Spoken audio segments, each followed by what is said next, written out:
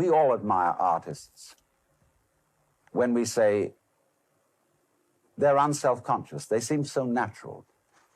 They seem to dance or paint or talk or play the piano so effortlessly. Of course, a lot of work has gone into it.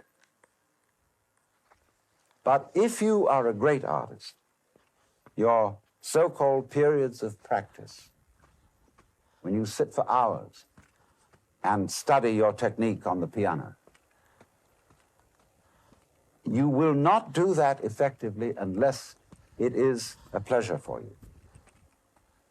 You have to come to the point where going over it again and again is a dance.